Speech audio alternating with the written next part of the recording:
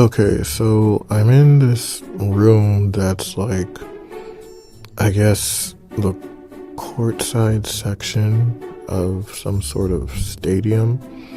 And I'm here because I'm supposed to be drawing caricatures, and someone invited me to do that. And apparently, I'm working with three other artists. I think I know one of them, but two of them I don't know. And basically, the person who hired us is in the room, and he seems like, I guess, a cool guy, but apparently he's also Black Panther. At least his secret identity is. And he's hosting this whole event, and it's like kind of a play, and part of the play is that he would somehow get one of our artist powers, and he would turn into like an evil Black Panther who can fly now and would like terrorize the crowd. It was really weird. Okay. But anyway, he sets us up and then he leaves.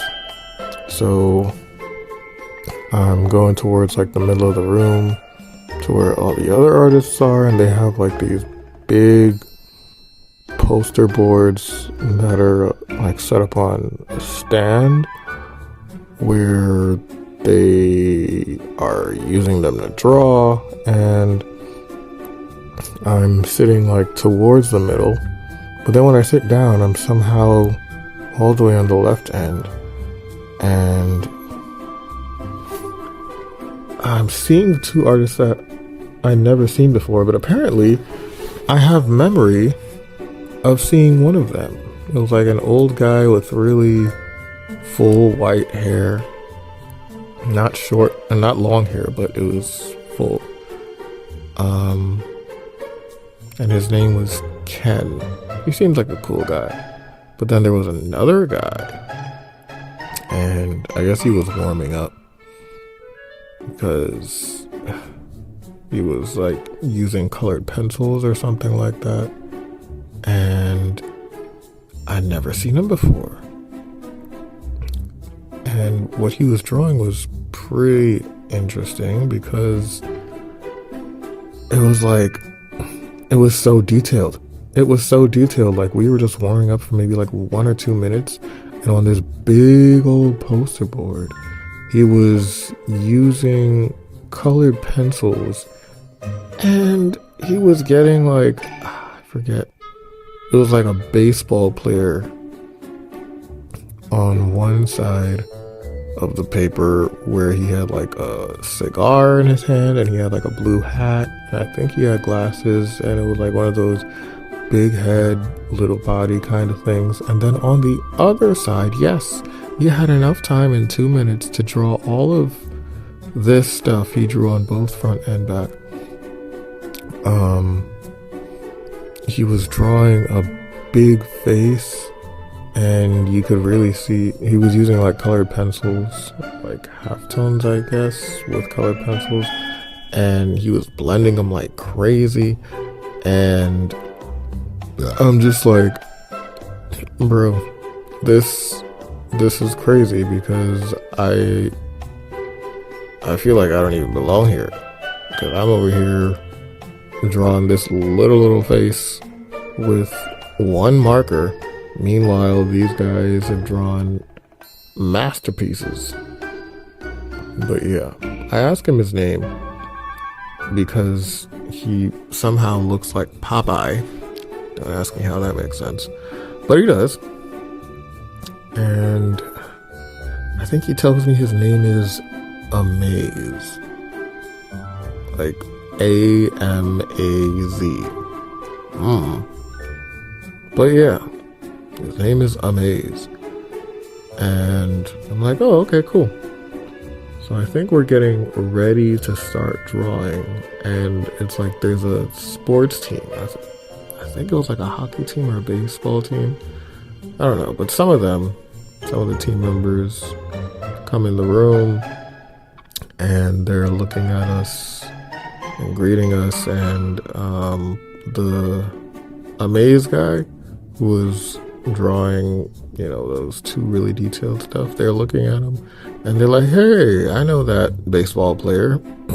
And then the not the Popeye guy, Amaze, he was like, yeah, I figured I'd warm up, I figured I'd draw someone who's dead and someone who's alive. And then the person, or the sports athlete who made a comment on the drawing was like, oh yeah, both of those people are dead.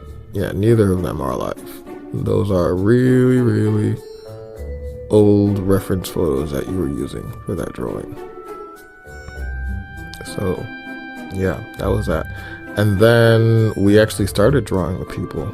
And as we're drawing the people, it's like I'm hearing the person who hired us from downstairs, because he has like a mic and he's speaking to all the people. And he's like, oh, I'm Black Panther. And I really do hope that no one is careless and gives me some really bad power. And then I think in that moment, I don't know what happens, but from one of our drawings, it's like they shoot out this energy ball sort of thing, and it goes through the window and down to him, the person who hired us. And he suddenly turns into an evil Black Panther. So now he's like flying around and terrorizing people. And he's flying through like the window of where me and the other artists are.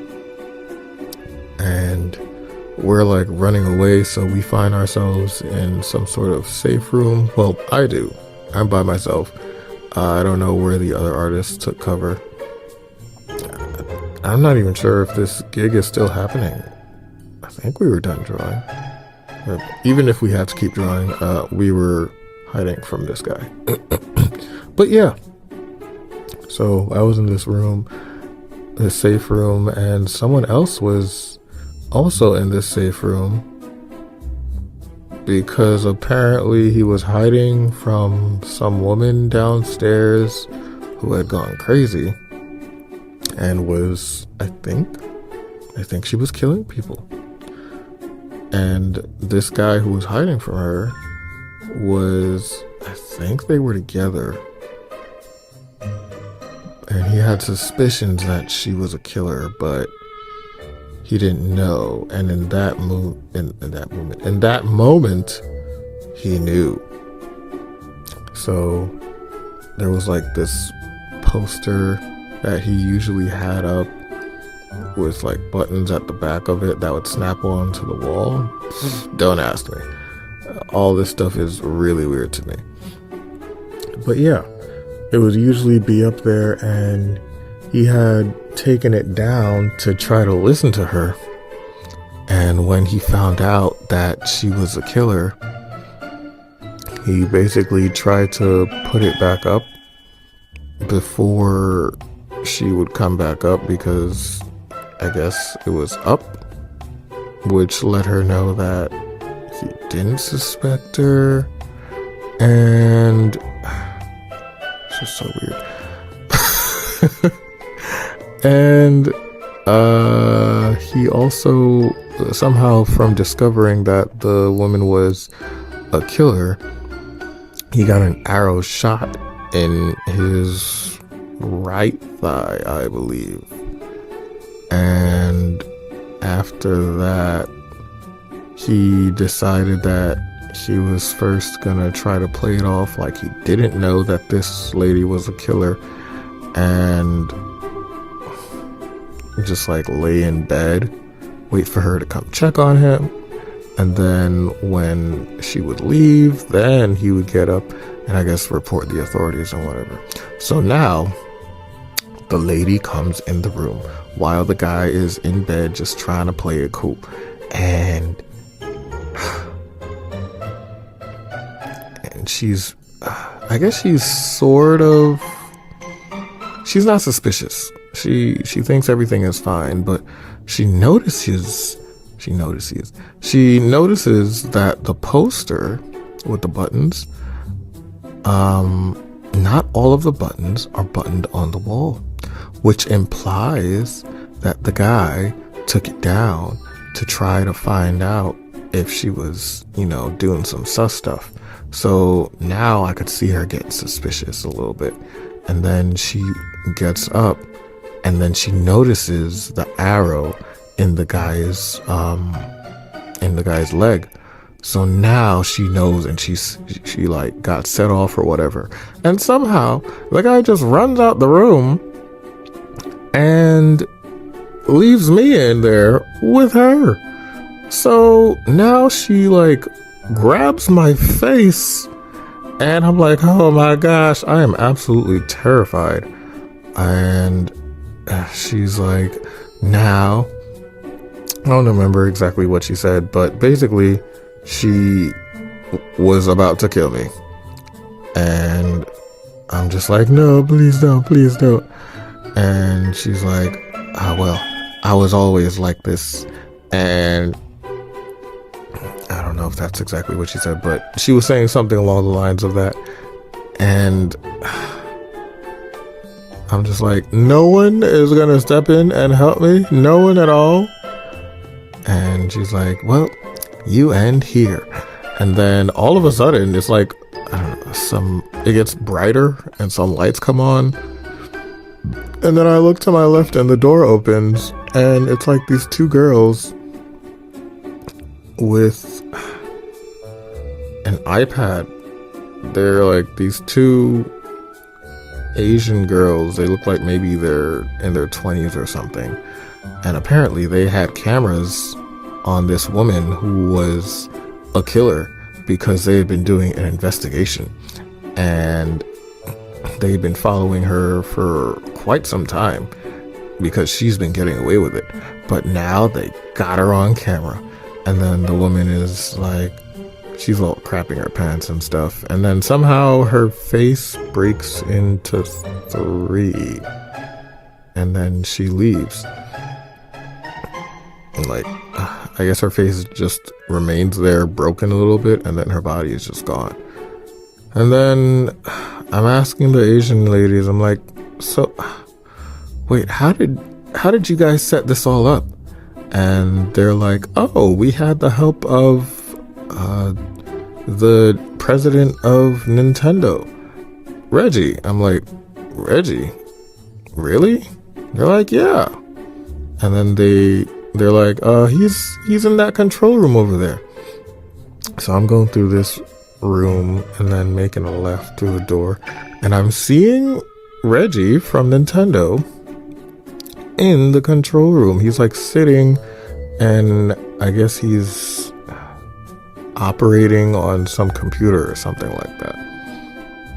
And I'm like, oh, okay, that's kind of weird. And I'm like, Reggie, didn't you quit Nintendo like 4 years ago?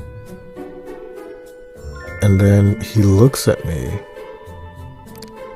and then the lights just cut out. Like everything goes dark for like a split second. And when they come back on, he's gone from the chair. And I'm like, oh my gosh. So I'm running back into the room that I was in before to go meet with the Asian girls. And I'm like, bro, you worked with a ghost. And they're like, what do you mean a ghost? I'm like, Reggie hadn't been with Nintendo for 4 years. There's no way that he would have been able to be there. And there's no way that you would have been able to work with him. And they're like, oh my gosh, I can't believe that we just worked with a ghost. And then for some reason, it's like we're lying down. I'm lying down on the floor and she's lying down on the floor as well, or maybe it was a bed, but I'm holding her hand, and I'm just like, oh, I can't believe you hired a ghost. And the other girl's like, I can't believe we worked with a ghost. And that was it. Yeah.